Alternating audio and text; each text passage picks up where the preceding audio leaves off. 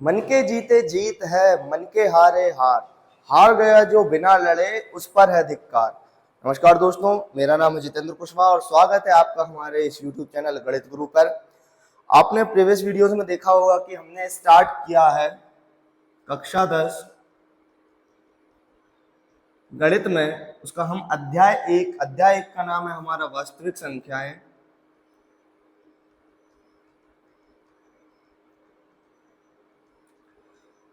इसको हमने स्टार्ट किया था, जिसकी हमने एक्सरसाइज 1.1 के लगभग 4 सवाल कंप्लीट कर लिए थे। यदि आपने हमारी वो वीडियोस नहीं देखी हैं तो आप प्लेलिस्ट में चेकआउट कर सकते हैं। हमने एक प्लेलिस्ट बना रखी है जिसमें हमारी कक्षा 10 की सारी वीडियोस, जितने भी हमने क्लासेस लगा रखी हैं, उनको आप एक ही जगह से एक्सेस कर सकते हो। आज जो है हम इसी को आगे बढ़ाते हुए आज हमारा क्वेश्चन नंबर 5 सॉल्व करेंगे। हमारा क्वेश्चन नंबर 5 क्या है? तो जैसे आपने प्रीवियस वीडियो हमारी देखी होंगे तो उनमें आप क्या करते हो कि सबसे पहले अपनी जो एनसीईआरटी वाली किताब है उसे अपने पास रखते हो और उसके बाद अपनी एक नोटबुक अपने पास रखते हो, ताकि आप मेरे साथ नोट करते चलें और उसके साथ साथ प्रैक्टिस भी करते चलें। तो सब लोग अपनी बुक में 1.1 निकाल लीजिए, जिसमें आप जो है अपना 5th क्वेश्चन देखेंगे। तो हमारा 5th क्वेश्चन दिया है कि जांच कीजिए किसी प्राकृतिक संख्या n के लिए। n क्या है? एक प्राकृत संख्या है। और प्राकृत संख्याएं क्या होती हैं?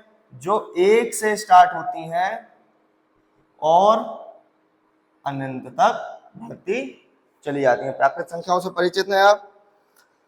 के लिए क्वेश्चन है हमारा कि 6 की पावर जो n है, 6 की पावर n अंक शून्य पर समाप्त हो सकता है या नहीं।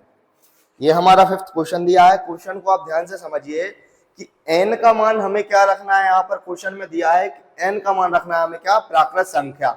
और प्राकृत संख्या क्या होती हैं? जो 1 से स्टार्ट होती हैं और 1 2 3 4 करके अनंत तक बढ़ती चली जाती हैं।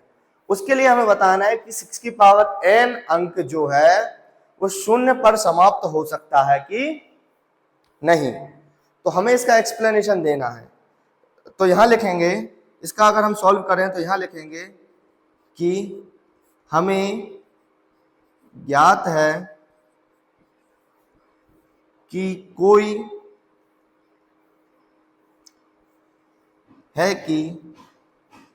कोई भी संख्या शून्य पर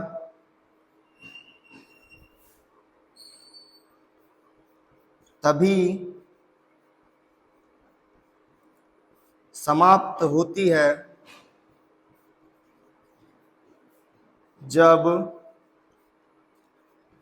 उसके गुणनखंड 2 गुणित 5 हों। कोई भी जो संख्या है वो शून्य पर या फिर उसका इकाई अंक शून्य कब होता है? जब उसके गुणनखंड क्या हो? 2 और 5 हो। किंतु यहां हम 6 के गुणनखंड निकालें, जैसे 6 है तो 6 क्या है? 6 एक सम संख्या है और सम संख्या को सबसे पहले हम किससे भाग देते हैं? सबसे छोटी सम अभाज्य संख्या 2 से। 2 से 6 में भाग देंगे तो कितनी बार जाएगा? 3 बार। और 3 से इसमें भाग देंगे तो 1 बार। यानी कि यहां पर हमारे 6 के गुणनखंड कितने निकले? 2 गुणित 3। 6 के गुणनखंड क्या है? 2 गुणित 3। लेकिन कोई भी संख्या जो है शून्य पर कब समाप्त होती है, या फिर उसका इकाई अंक शून्य कब होता है? जब उसके गुणनखंड क्या हो? 2 गुणित 5 हो। अब इन्होंने हमें दिया है क्या? 6 की पावर n। हमारे गुणनखंडों पे भी हम क्या लगा देंगे? Power n। तो अब बताइए, हमारे प्रश्न के अनुसार, प्रश्न में हमें दिया था कि जांच कीजिए क्या किसी प्राकृतिक संख्या n के लिए संख्या 6 की पावर n अंक 0 पर समाप्त हो सकता है। तो हम लिखेंगे नहीं, या फिर ऐसा लिखें, यहां लिखता हूं मैं आगे का, इससे स्पष्ट होता है कि 6 की पावर n, n जहां प्राकृत संख्या है, शून्य पर समाप्त नहीं होती हैं।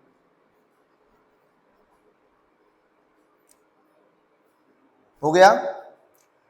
हमने जांच की कि जो है 6 की पावर n शून्य पर समाप्त हो रही है कि नहीं, और हमारी जांच में हमें यह मिला। जांच में हमने यह पाया है कि जो 6 की पावर n है, जहां n प्राकृत संख्या है, वो शून्य पर समाप्त नहीं हो रही है। सवाल को नोट कीजिए, मैं साइड हो रहा हूं। हो गया नोट। नेक्स्ट क्वेश्चन देखें हमारा 1.1 का। अब हमें देखना है हमारा 6th क्वेश्चन।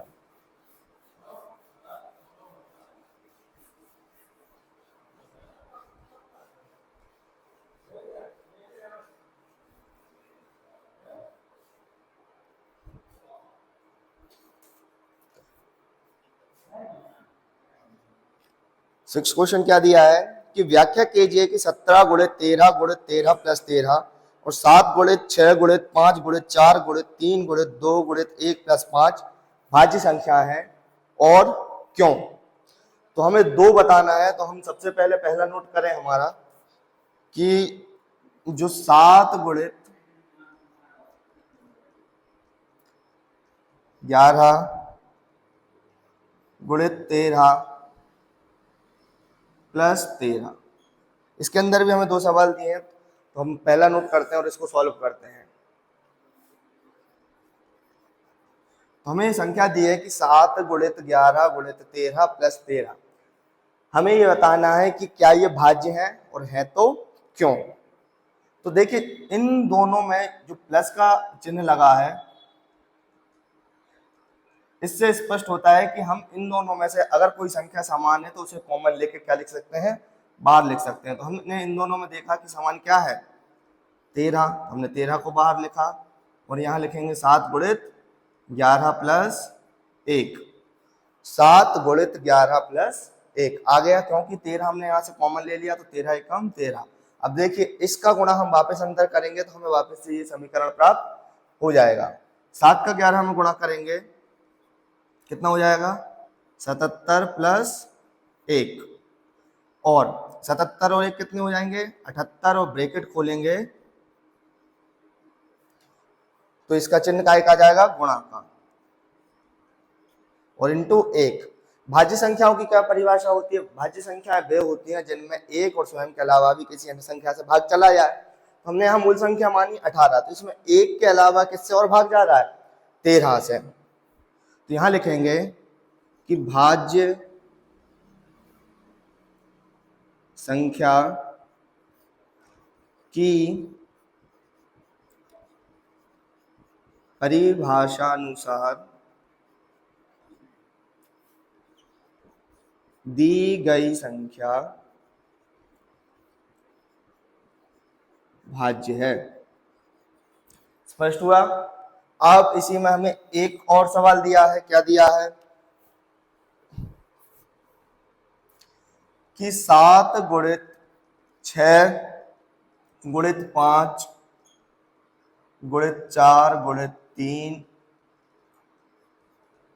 गुणित 2 गुणित 1 प्लस 5, इसको स्पष्ट करना है कि भाज्य है या नहीं है। तो इसमें से भी हम क्या कॉमन ले सकते हैं, देखिए 5 यहाँ भी है और 5 यहाँ भी है, तो दोनों में से हमने क्या कॉमन ले लिया, 5। यहाँ क्या बचा, 7 गुणित 6 गुणित 4 गुणित 2 गुणित 1 प्लस 5 यहाँ से कॉमन ले लिया, तो यहाँ क्या बचा, 1। इनका आपस में गुणा करें, 7 6 42, 4 दूनी 8, 42 गुणित 8 प्लस 1। 8 का गुणा करेंगे तो 8 दूनी 16, हासिल 1, 8 चौके 32 और 1 33 प्लस 1। तो ये क्या हो जाएगा, 5 गुणित 337। यहां भी हम लिखेंगे इसको यही, ये भी भाज्य संख्या सिद्ध हुई, क्योंकि इसमें एक के अलावा 5 से भी भाग जा रहा है। तो यहां लिखेंगे हम क्या, भाज्य संख्या की परिभाषा के अनुसार दी गई संख्या क्या है? भाज्य है। स्पष्ट हुआ? सवाल को नोट करिए, साइड हो रहा हूं, उसके बाद नेक्स्ट स्टार्ट करते हैं। हो गया नोट? हटाएं से।